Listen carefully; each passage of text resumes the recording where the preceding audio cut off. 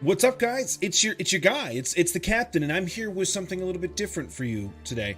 I'm gonna give you guys now premieres. I'm gonna try and do them every single week, 3 times a week, with the different games that we all love. Insights into what the development teams are doing, insight into what the publishers are doing, what the community feels, the Reddits, the forums, the Facebook pages, everything that people are saying about it, what's going on, what my take on that situation is, and what I think is going to happen in the future, and what can be done and how things are going to change. So with that being said, let's get right into it.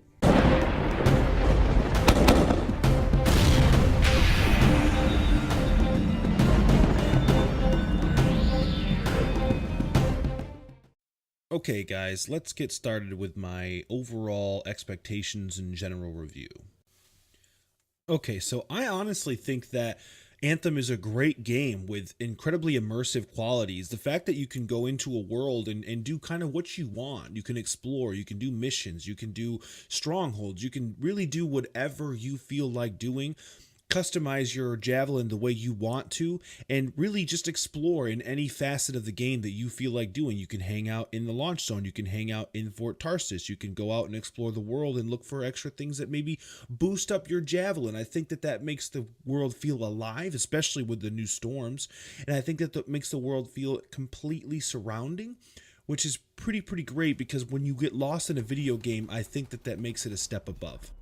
Now, honestly, one of my biggest fears of this game is its replayability factors. Now, what I mean by that is the fact that we've all done it. We went into the Stronghold, we played the beta. We went in, we did the Stronghold 3, 4, 5, 6, 7 times to try and get a feel for each javelin and what they did, but it was the same exact encounter over and over and over and over again. That, to me, is unacceptable. I mean, I understand that it was just a beta and they were just giving you a little tidbit of what's going on, but if they're going to have that constant mundane, go do this, go kill this, go do this, go kill this, go in here, fight these bosses, make sure the battle's the exact same every time you do it, I just think that takes away from the immersive qualities that I said earlier, which makes me nervous, because if you can't alter the encounters a little bit at a time, then that's just not a good product, in my opinion, especially when your entire game is based on player versus environment encounters.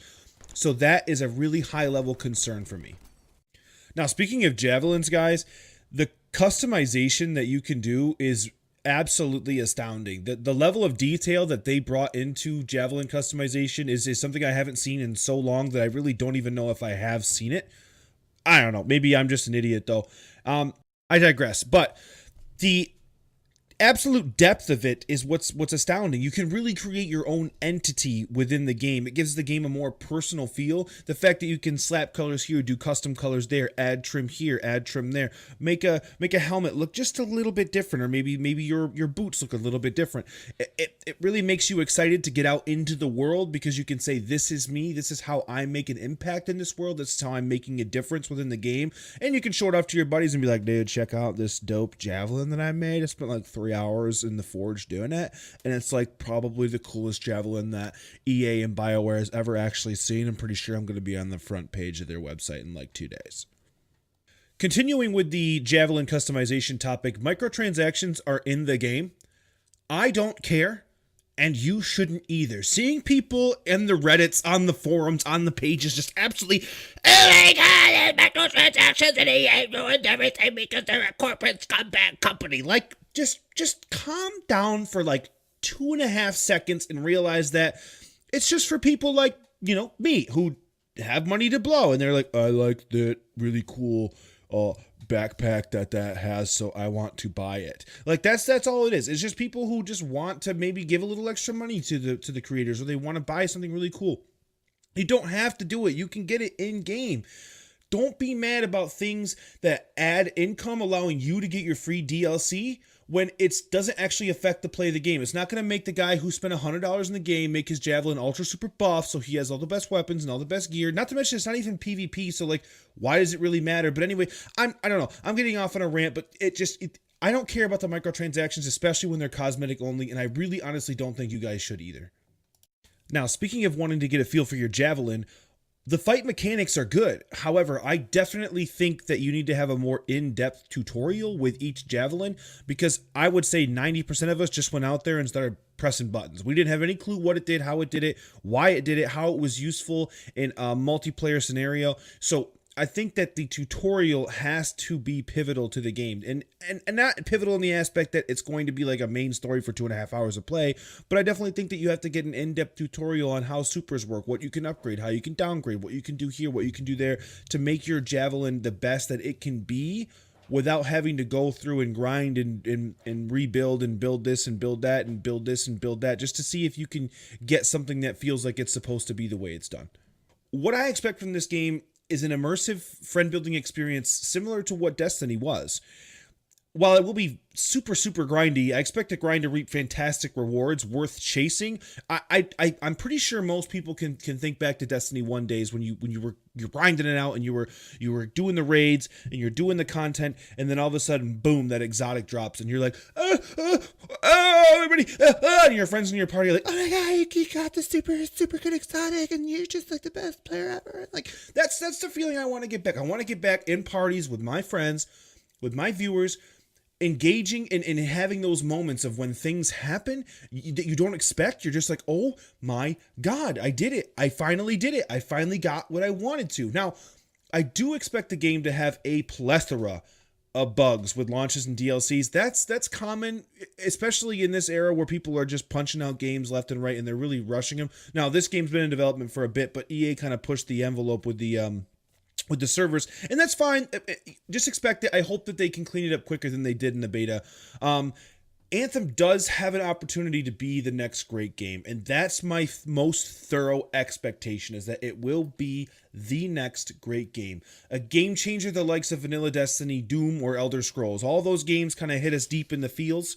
That they bring us back to eras when gaming just seemed simple, like you were getting on, and it was just a fun time.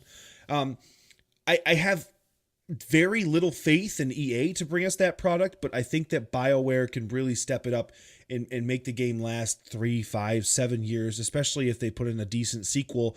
As long as EA keeps their paws off of it and as far as being a publisher and not a developer, and they don't demand very just ridiculous tasks out of BioWare, I really honestly think that this game could be a revolutionary game for years to come. And that's my final thought on that. I'll break down what I have for my 3 major talking points within the Anthem community as we're going on, but I think overall that's my expectation of the game.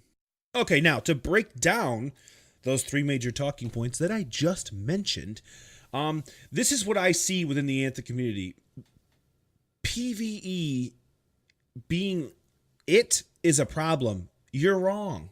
You don't need PvP to make a good game. Now, it's already got multiplayer aspects to it, and I don't know about the rest of you, but I enjoy when I'm just grinding out these battle royales, or I'm on Sea of Thieves and it's just a rough night. I just enjoy sitting down with a game that I know it's just me versus the game, as opposed to having some try-hard players come in and try and ruin that experience for me, which we have to admit people do. I'm not saying PvP is a bad thing, but I'm saying that there are people who try to ruin the experience for other people. Making a PvP only game or PvE only game is a good thing. Here's why. Balancing. It doesn't require any special PvP loadouts. No coordinating PvP with PvE. So if you want to get some super sauced out shotgun and sniper rifle, you don't have to worry about balancing that within a PvP aspect of the game. Think every time that Destiny ever launched an exotic weapon, it immediately became a meta within the PvP world. Trials just became that weapon only. Queue times are going to be super, super fast, because with every single player queuing for PvE events, they won't be fragmented into 2 game type subsections. You're not going to have people who only get on the game specifically for PvP content. Therefore, the streamlined process for loading will be much, much more efficient. Toxicity. Now, I'm not saying you're going to get rid of toxicity. We've all played World of Warcraft or seen the videos where you're doing a PvP event or PvE event, and then it just turns into this absolute colossal just disaster of an experience because you don't do something correctly, and then this dude just barks down your throat like you're supposed to know everything about a game, how to do it, what the mechanics are, because he's been playing it for 37 straight years and you've been playing it for 6 minutes. Now, I have to admit, the worst in people seems to come out during competitive gaming, so making a PvE style environment will probably cut down on the toxicity, which is exciting because we see a lot of toxicity within the gaming world lately, especially with the onset of YouTube videos and things like that and people recording. So I think it gives us a chance to kind of sit back, relax, enjoy each other's company. So cutting out that toxicity is going to be huge. As far as the game's optimization within its community, I think it needs a companion app. With all the loadouts and different things that you can do, a companion app would be essential. The ability to change your item levels or change your item loadouts within an app while you're in the game, like in the loading screen or you're flying into your mission, that would be pivotal. I mean, I just think it could absolutely change the game in terms of its flow. Being able to monitor what you're doing, play with your builds. Say you're at work and you're on your break and you want to mess around with your builds and see what you can get for higher shield strength or higher flight duration, cooldown reduction, those kind of things to build your perfect javelin without having to spend time in the game doing that, I think also would be pretty fantastic. I think it's also prevalent to see all small items to add for additional skill sets like luck, area of effect, and bonuses, etc. So that way you can kind of see what you're going to do. Because a lot of times you put on the small stuff, you don't even really know what it's doing. You could rebuild that so that way you can kind of play around once again, like I was saying.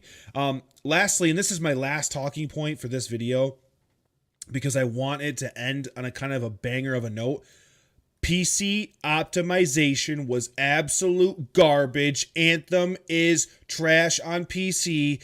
EA, BioWare, get it together, dude. I mean, come on. Like, I understand it was a console port, but that's awful. You got people running their betas that it's using all their CPU. They're guys like me who are running 1080 Ti's that it's just it's not even utilizing the GPU because it was so poorly optimized, or you're maxing out your GPU. I got guys with double overclocked SLIs that are maxing out their GPUs. How is this possible? You guys make games nonstop. I just don't understand how it's just what? There's no field of view slider. There, you can't have control of that on a PC. Like, how can you not have a field of view slider on a PC game? I've never ever seen it before. You're giving game crash loading issues. Your GFX optimization is bad. You can't get rid of motion blur, like screen check. It's just you can tell that they literally just copy and paste. They didn't take into account what PC players want, how they experience gaming differently from console players. It's a disaster. I got to the point where I actually canceled my PC pre-order. Now, I spent a lot of money on my computer. I play every game that I can with my friends on my PC, unless I has to be on Xbox, i.e. Kingdom Hearts 3, Red Dead Redemption 2, those kind of things. But everything else I play on my PC. I canceled my PC pre-order and switched it to an Xbox pre-order because this game was such garbage on PC.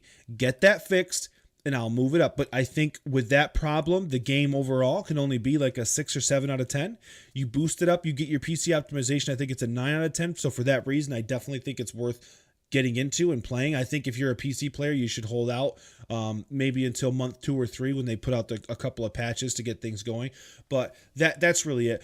Overall, guys, Anthem's a great game. It's a fun game. It's got a chance to be a groundbreaker. It has optimization issues. It has some quality of life issues, which we expect when a game first launches, but I think that they're things that are commonly overlooked. So if they bring in all these things, we're going to have a 9, possibly a 10 out of 10 game. Right now, it's sitting at a heavy 6. So yeah, that's my thoughts, and this is my first one, guys. So I'm going to be bringing you guys videos like this. I'm going to try and do them weekly to give you updates on what the devs are doing, what direction games are going.